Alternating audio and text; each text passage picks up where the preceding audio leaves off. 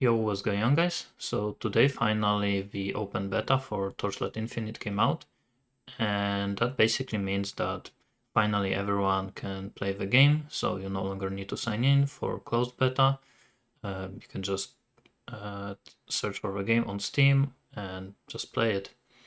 On top of that, this kinda also basically means that the game is fully released because we already got the first season with the open beta, so the season is called Dark Search, and on top of that, after it's gonna be over, all of your progress in your characters and so on is gonna be move on to the non-seasonal game. So basically kind of the same thing as in Diablo 3 or Path of Exile. All of the seasonal characters at the end of the season are moved to the like a standard league non-seasonal place.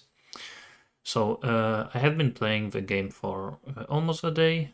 It's been more than 15 hours since the game released, but I have been playing for around 10 hours, so I haven't been going too hard right now. And I have been playing Commander Moto. Right now I have level 80, and in fact, when we look at the hero ranking and we look at the Commander Motos, right now I have level 80, and in here it shows that I have the highest level right now, which I don't know if it is exactly true that I have the highest level out of all of the Commander Motos, because I don't know if this is all of the characters, or is it just Europe, or maybe there are some kind of seeds and I'm just first in my seed. I basically don't know, but in here it shows that I'm the only level 80 so far. So today I wanted to basically show you what I've been doing so far and how my character looks after playing for, like I said, around 10 hours, in case you want to follow my character. So first let me show you one map. And in terms of my endgame progress, I have 23 cinders, so I almost have a 5th zone unlocked. Right now I have 4 zones, and all of them are at time mark 6 or 5. So pretty good progress so far. So let me show you one map. Let's go maybe in here. I'm gonna reroll once and just go. So in case you don't know, I am playing Commander Moto, which is basically a summoner character. I am summoning 6 guards, and then I am just running through the maps, letting them kill everything. So it is a pretty easy gameplay, and it is a very good character to start playing the game with, because it doesn't really require that much gear. If you play, for example, like a caster or a berserker, you constantly need to swap your weapon, you need to improve your gear, your damage and so on with your gear, but with minions you mostly just scale off of skill levels and just your character levels, so you don't care that much about gear. So it's a good character to start with, and then eventually you can move on to something else. The boss should be somewhere around here. And also, by the way, hitting level 80 is very big. It pretty much just doubled my damage, because at level 80 you unlock your last hero trait, which I'm gonna show you in a second. And it is very big for this character. Now I'm gonna start summoning monsters from Dark Surge. This is basically the league mechanic, the season mechanic, which basically gives you some additional monsters to kill, depending on how many monsters you killed in the map. So yeah, that was basically map showcase. So now let me show you my gear and my character. So here's my gear. So far I am using 2 interlocking souls as a weapons, which are pretty nice for damage for minions, because it gives a lot of damage. And I actually bought on the auction house for 4 Flame Elementium this ring, which gives me +1 maximum synthetic troop quantity, and also 15% physical damage added as erosion for minion, and converts 50% of their physical damage to erosion, which gives me a nice amount of damage. But on top of that, some resist, and +1 quantity of troops, which is very important because thanks to that, when we look at my skills, I no longer need to use the maniacal army, which normally you would use for +1, and thanks to that I no longer have to go for it. So I was able to go for precision strike. In terms of other items, just simple resists and life wherever I can get it. Here you can see just resist, another resists, basically trying to hit the resist cap, and after that just get some life. I don't have that much life yet, but here for example 50 on boots, 36 movement speed. Here is the second ring, 70 life, 30 minion and some resist. This is actually pretty decent ring. And also one of the most important things you should focus on when you're gonna hit the end game, in terms of items, is hitting as much energy as possible, because thanks to this energy, which you can get on helmet, chest, gloves, boots and weapons, this energy lets you get more support skills for your main skill. So here was the gear. Now let me go over the skills. So like I said, this energy comes from your gear. So right now in my main link I'm using 6 links. So I have Summon Machine Guard level 18 right now with +5 from gear and talents. And for support skills I'm using Steamroll, Mechanical Modification, Precision Strike, Crit Damage, which is very important for this type of minion build, and you're gonna see why in a second when I'm gonna move on to the hero traits, and Assault Command.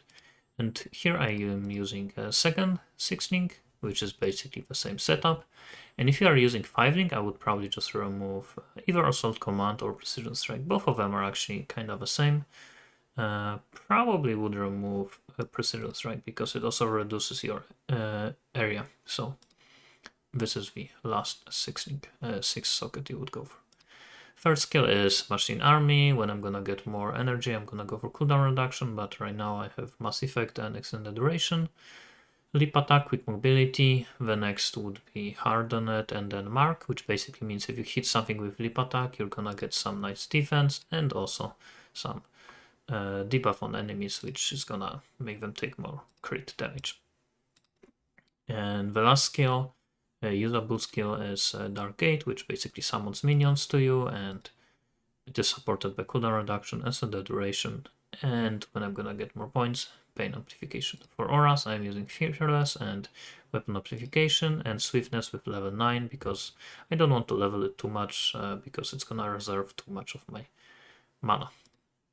Okay, so here is the skills.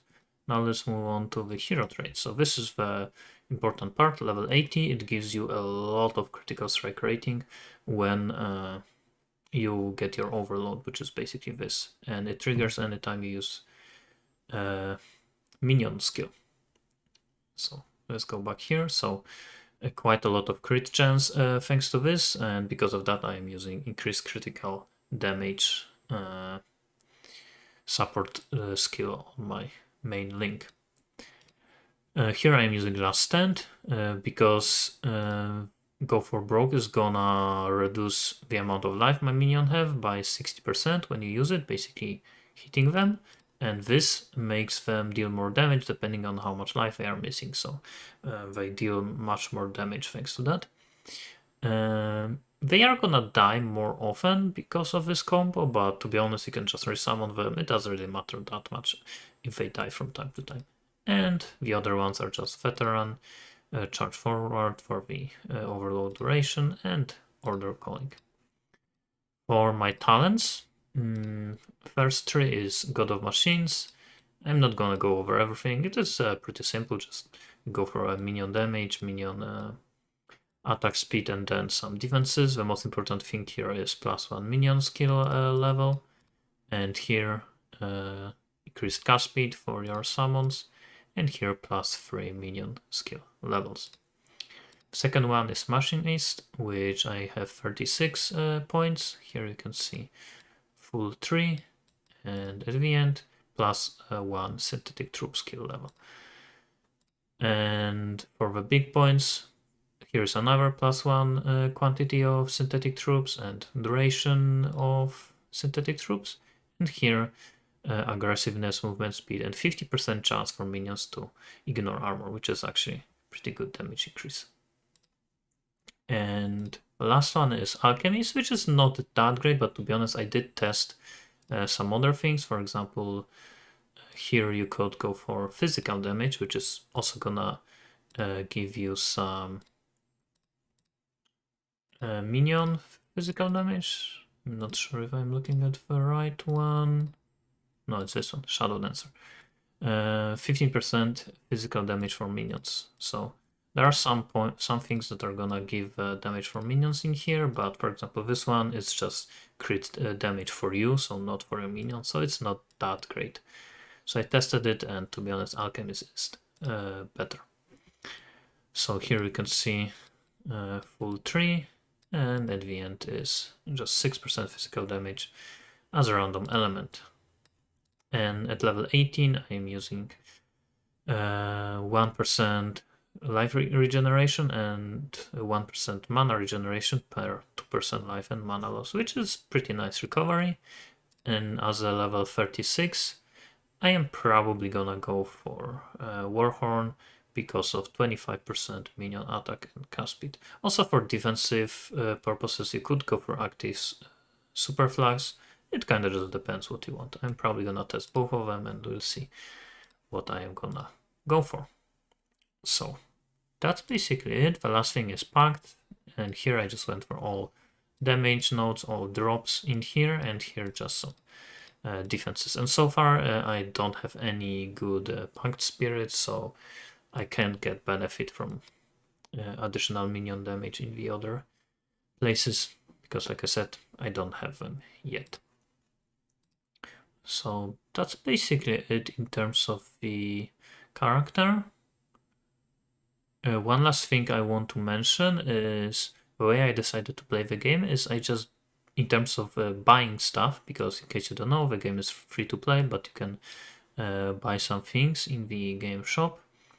And I only decided to buy the season pass, which did cost me $15. So in my opinion, it's kind of just like buying the game. So that's why I decided to go for it. And the most important thing you get from it is getting the advanced auto loot. Basic auto loot is also pretty good, which you get in here. It is gonna make your pets loot these type of currencies for you, but advanced is gonna give you some additional things you're gonna loot. And even with advanced auto loot, I still have to loot something, so it's not just fully automatic.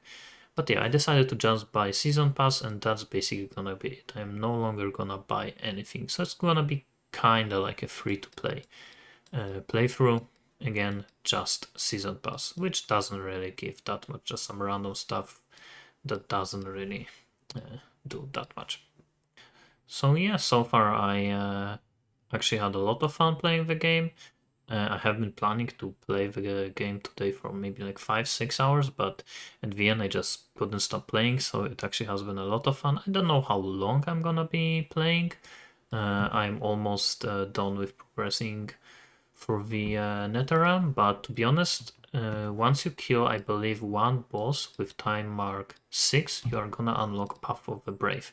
And I did this one, first one, and I only was able to reach level 5, which this is basically kind of like an arena zone where you just fight one wave of monster, then you move on to the second one, third one, fourth one, and so on, and you just try to survive for as long as you can.